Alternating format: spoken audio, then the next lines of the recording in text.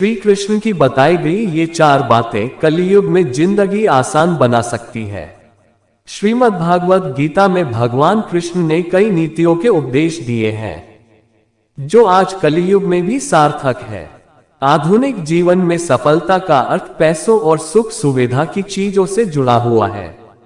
आप जितना भी धन कमा लेंगे दुनिया आपको उतना ही कामयाबी कहेगी। अंधाधुंध पैसे कमाने की होड़ में कोई व्यक्ति ये नहीं सोचता कि उससे भौतिक दुनिया की सुख सुविधा कमाने के कारण कितने पाप हो गए हैं। श्रीमद् भागवत गीता में भगवान कृष्ण ने कई नीतियों के उपदेश दिए हैं। इसमें बताए गए एक श्लोक के अनुसार जो मनुष्य ये 4 आसान काम करता है उसे निश्चित ही स्वर्ग की प्राप्ति होती है। ऐसे मनुष्य के जाने अनजाने में किए गए पाप कर्म माफ हो जाते हैं और उसे नरक नहीं जाना पड़ता। आइए जानते हैं उन कामों के बारे में। श्रीमद् भागवत गीता में भगवान कृष्ण ने कई नीतियों के उपदेश दिए हैं। इसमें बताए गए एक श्लोक के अनुसार जो मनुष्य ये 4 आसान काम करता है उसे निश्चित ही स्वर्ग की प्राप्ति होती है। ऐसे मनुष्य के जाने अनजाने में किए गए पाप कर्म माफ हो जाते हैं और उसे नरक नहीं जाना पड़ता। आइए जानते हैं उन कामों के बारे में।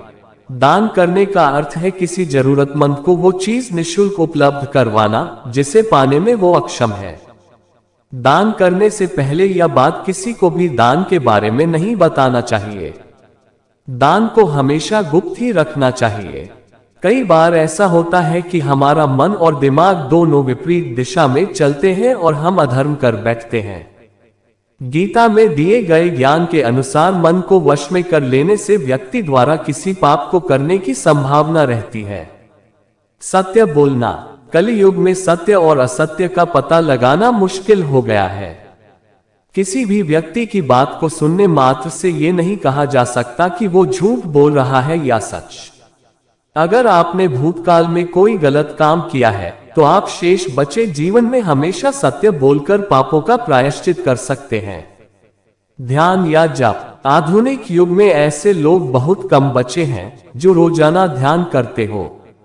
पूजा पाठ भगवान को प्रसन्न करने के लिए नहीं बल्कि स्वन्य का स्वन्य से मिलन करवाने के लिए की जाती है। आत्मध्यान करके हम आत्म साक्षात्कार कर सकते हैं। नियमित रूप से स्वच्छ मन से जप या ध्यान करने से भूल से हुई गलतियों से पार पाया जा सकता है।